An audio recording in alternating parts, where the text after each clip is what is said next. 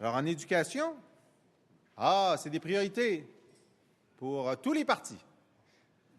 Mais là, on s'est rendu compte que dans leurs promesses, alors que la moitié des écoles du Québec sont vétustes, alors qu'on sait qu'il manque aujourd'hui de techniciennes, d'orthophonistes, de psychoéducateurs, nous, on s'est dit au Parti québécois, ça n'a pas de sens de se priver de centaines de millions de dollars de revenus scolaires si c'est vrai que ta priorité, c'est de répondre aux besoins des enfants.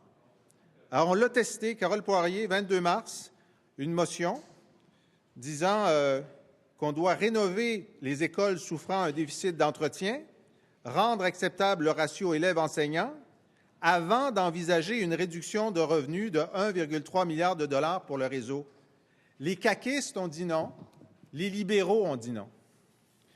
Alors, l'année pas revenue, Carole, elle a dit, ils n'ont sûrement pas compris que moins d'argent dans l'éducation, ça ne pouvait pas montrer qu'il était prioritaire pour l'éducation. Ça fait que le 26 avril, elle leur a donné une deuxième chance, que l'Assemblée nationale demande aux partis de s'engager à rénover toutes les écoles avant de procéder à une baisse de la taxe scolaire.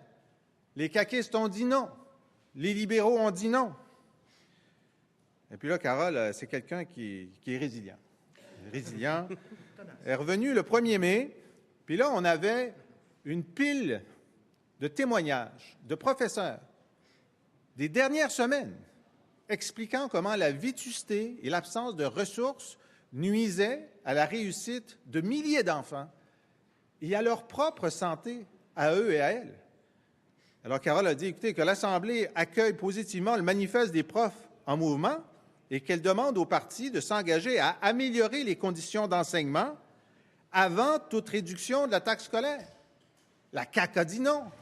Les libéraux ont dit non. Là, on s'est dit, c'est dangereux, là.